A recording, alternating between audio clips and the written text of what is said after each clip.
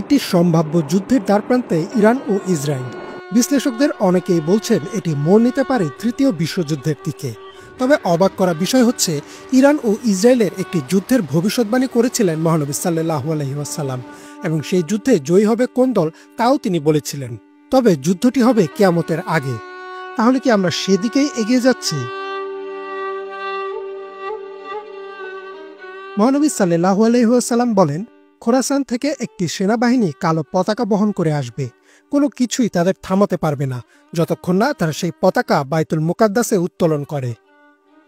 হাদিসটিতে দুইটি গুরুত্বপূর্ণ বিষয় রয়েছে। প্রথমটি হচ্ছে, মহানবী সাল্লাল্লাহু আলাইহি ওয়াসাল্লাম বলেন, কালো পতাকাধারী একদল সৈন্য আরবের পূর্ব দিক অর্থাৎ খোরাসান থেকে আসবে। খোরাসান হচ্ছে একটি বিশাল এলাকা। বর্তমান ইরান, আফগানিস্তান ও তুর্কমেনিস্তানের কিছু অংশ নিয়ে তৎকালীন খোরাসান গঠিত ছিল। এই পুরো অঞ্চলটি প্রাচীন পারস্য সাম্রাজ্যের অংশ ছিল। তবে বর্তমান ইরানের ভূখণ্ডে খোরাসানের অধিকাংশ অঞ্চল রয়েছে। হাদিসটির দ্বিতীয় গুরুত্বপূর্ণ বিষয়টি হচ্ছে, রাসূল সাল্লাল্লাহু আলাইহি ওয়াসাল্লাম বলেন, সেই কালো পতাকাধারী সেনাবাহিনীকে কেউ থামাতে পারবে না যতক্ষণ না তারা বাইতুল মুকাদ্দাসে সে পতাকা ওড়ায়। বাইতুল মুকাদ্দাস হচ্ছে বর্তমান আল আকসা মসজিদ, যেটি ফিলিস্তিনের জেরুজালেমে অবস্থিত।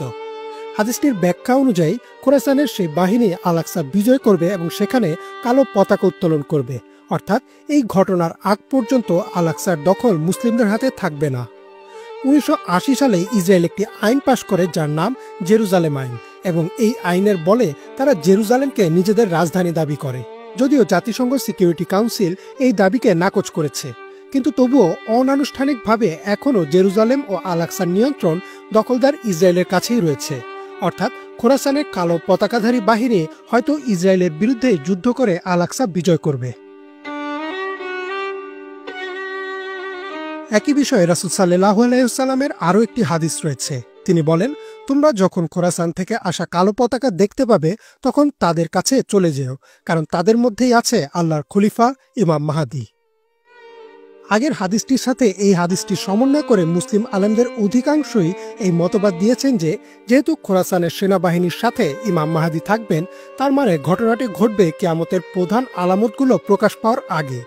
পাশাপাশি বলা হয়, এই যুদ্ধই হবে হাদিসে বর্ণিত আল মালহামা বা মানব ইতিহাসের সবচেয়ে ভয়াবহ যুদ্ধ। আর এই যুদ্ধের মাধ্যমেই ইমাম মাহদীর নেতৃত্বে বিশ্বে আবারও ইসলামিক খিলাফাত প্রতিষ্ঠিত হবে। গত 13 জুন অপারেশন রাইজিং লায়ন নামে ইরানের বিরুদ্ধে সামরিক অভিযান শুরু করে ইসরায়েল। ক্ষেপণাস্ত্র হামলায় ইরানের উচ্চ পর্যায়ের সেনা সদস্য, পরমাণু বিজ্ঞানী, সাংবাদিক ও সাধারণ জনগণের মৃত্যুর খবর সামনে আসে। জবাবে পাল্টা আক্রমণ চালায় ইরানও।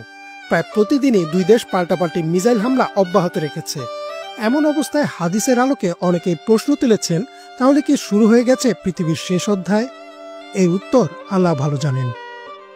ইমরান মাহমুদ, বাংলা ভিশন।